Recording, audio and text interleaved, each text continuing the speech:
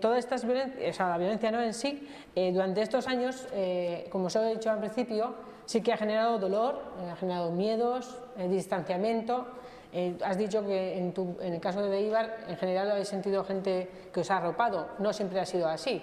No siempre la gente ha sabido acercarse a las personas que han sido víctimas. No hemos sabido igual siempre acercarnos entre nosotras. Y hemos dicho, comentábamos en el coche, ¿no? Estereotipos. Enseguida hacíamos como tú eres de aquí, tú eres allá. Ese tipo de... La violencia ha generado luego en las relaciones influencia, ¿no? Ha hecho que hayamos vivido de manera diferente a las víctimas o también a los perpetradores. Ha generado también esto, que unos sean los míos, o sean los tuyos, o sean de... Entonces, estas cosas son realidades que han sido parte de nuestra memoria cerebral, de nuestra propia vida. Ahora, avanzando, en los últimos años estamos comentando que ha habido otro tipo de encuentros, otro tipo de pasos, se están dando otra manera de relacionarnos, otra manera de juntarnos, otra manera de ver a otras personas que antes igual no veíamos. En estas relaciones, ¿cómo creéis qué pasos podemos ir dando para que cada vez más sea el camino que más se esté dando? Jorge, si quieres, porque tú has estado en muchas experiencias de este tipo de... Sí, bueno, yo he tenido en la experiencia de Bentley, que además tengo que reconocer que en aquella época pues era un poco reacio, no, tampoco sabía bien, ¿no? Pero era reacio porque yo entonces pensaba pues como si que había dos bandos, entonces yo estaba más o menos en un bando y entonces bueno, pues la experiencia a mí, el estar, digamos, con otro tipo diferente de víctimas de ETA, víctimas del GAL, a los que se les llama abuso policial, pues el estar, digamos, primero ya era, antes era un fin de semana en una población, en una casa rural, y ya venía el autobús y yo pues todavía estaba eso de los dos bandos, y yo pensaba, pues este será de este bando, este será del otro, y bueno, un poco distante, pues no conoces a las personas, y no te viene alguien que habla, y ya cuando las personas que había, como he dicho, de víctimas de ETA,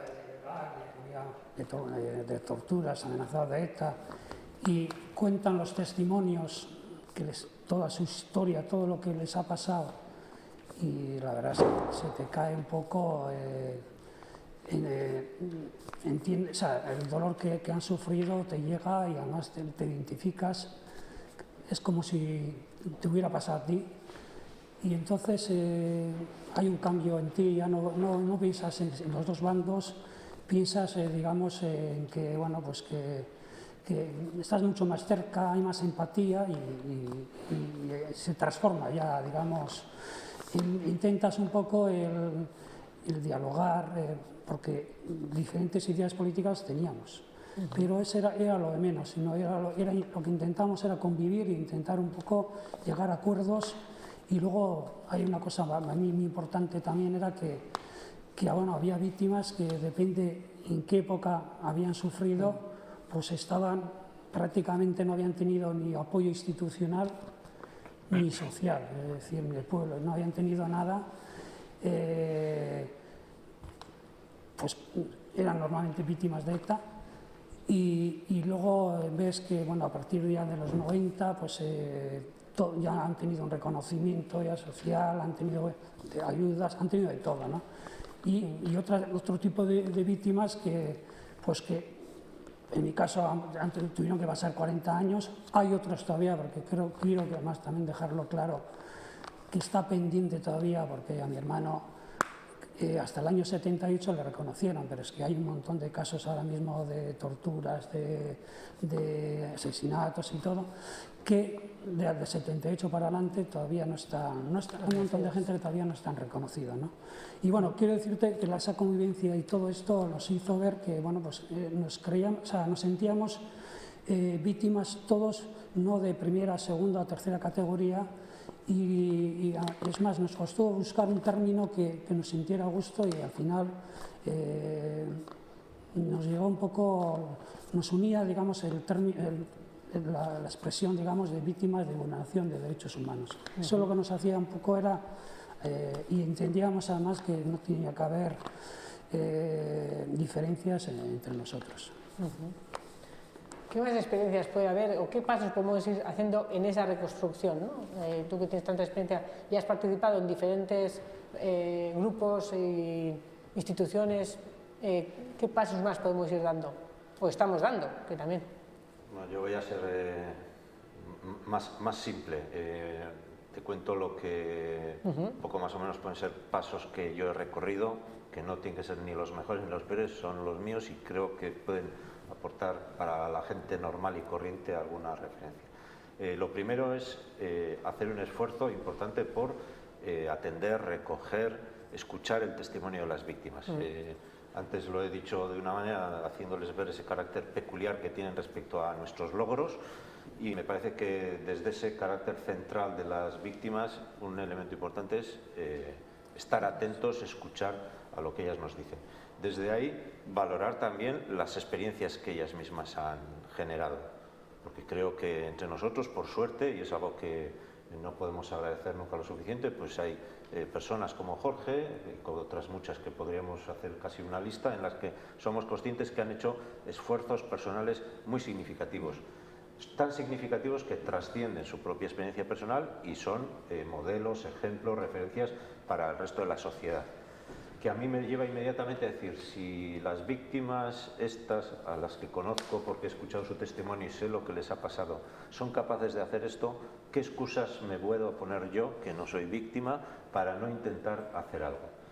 Y luego cuando dices intentar hacer algo, pues ciertamente a mí se me ocurre básicamente dos cosas. Una, hacer una memoria autocrítica de cuál ha sido mi propio pasado, cómo me he comportado, qué he hecho, qué he dejado de hacer, qué podía haber hecho en vez de lo que he hecho, darle una poca vuelta a eso con la idea clara de que seguro que antes de decirle a otros lo mal que han hecho, tengo yo algunas cosas que decirme a mí mismo. Y a partir de ahí, tres cosas muy sencillas en orden a la recuperación del tejido social. Es recuperar relaciones, recuperar espacios y recuperar conversaciones. Me parece que todos y todas nosotros podemos pensar en unos minutos con qué personas nos hemos alejado durante todos estos años, que hemos perdido la relación o la hemos debilitado significativamente, porque yo creo que ahora estamos en circunstancias de poder fortalecer o recuperar esa relación. Todos y todas somos conscientes también de esas conversaciones, temas que hemos dejado de hablar en otro tiempo porque nos generaban incomodidades, situaciones tensas, incluso violencias más o menos explícitas, y a día de hoy posiblemente podemos hablar de muchas de esas cosas. Y cuántas plazas, calles, espacios públicos y privados hemos dejado de frecuentar porque no nos sentíamos cómodos, no nos gustaba el ambiente, por distintas razones. ¿Por qué no hacer el esfuerzo ese por recuperar personas, relaciones, contenidos, temas, conversaciones y espacios, lugares, que creo que es una manera de ir reconstruyendo y que está al alcance de cualquiera? Bueno, Íñigo, bueno, ¿qué pasos podemos ir dando? Porque pues sí. es verdad que, por ejemplo, veo que Galo viene del mundo institucional, del mundo eclesial, o has estrenado, también estás en la universidad. En cambio, tú vienes más del mundo asociativo, organizacional. Digo, por poner otra variedad, ¿no?, encima de la mesa.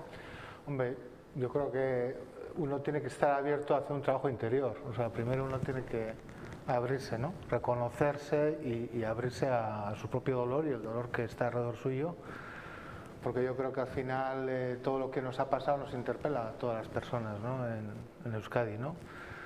Hubiera estado yo de víctima o de victimario o de testigo o todas estas categorías que estamos manejando, yo creo que hoy en día ya, si miramos al pasado, nos interpela a todos, ¿no? Entonces, por lo menos en mi propia experiencia, ¿no?, un trabajo interior de trascender incluso esas propias categorías que estamos manejando, ¿no?